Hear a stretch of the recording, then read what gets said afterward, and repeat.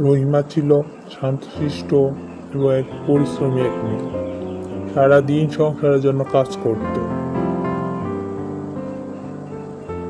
এবং তার স্বামী সন্তানের সেবা করত। এভাবেই কাটতে লাগলো তার দিন।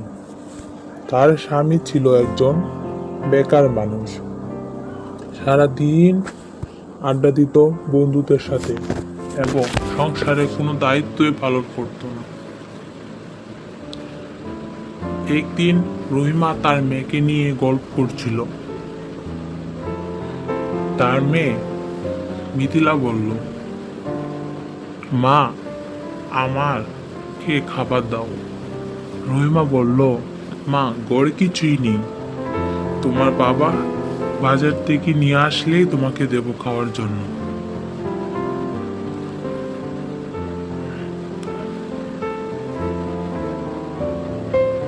তখন করিম চলে আসলো বাজার থেকে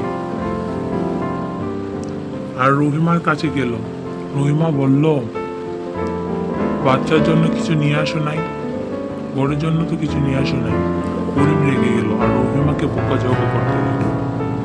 রহিমা অনেক কষ্টে চলে গেল তার বোনের বাড়িতে। বোনের বাড়িতে গিয়ে তার বোনকে সবকিছু বলল। তারপর সবকিছু শুনে অনেক রাগান্বিত হয়ে গেল আর বলল, করিমকে একটা শিক্ষা দিতে হবে, চলো তুমি বাসায়। করিম বসে আছে বারান্দায় আর চিন্তা করতে লাগলো। অনেক দিন হয়ে গেল রহিমা তার বোনের বাড়িতে গেল রাগ করে, আজও ফিরল না।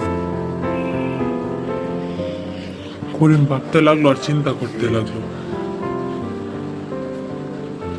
এভাবে অনেকক্ষণ কেটে গেল। করিম চিন্তায় হাঁটা শুরু করলো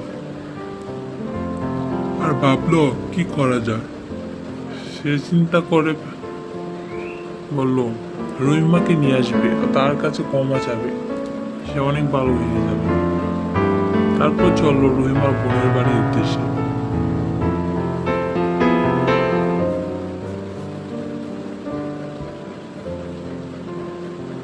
আর রহিমাকে বলল, আমাকে তুমি ক্ষমা করে দাও, আমি আর তোমাকে এভাবে কষ্ট দেব না।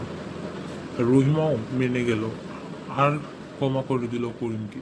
এভাবে তাদের সংসার চলতে লাগলো।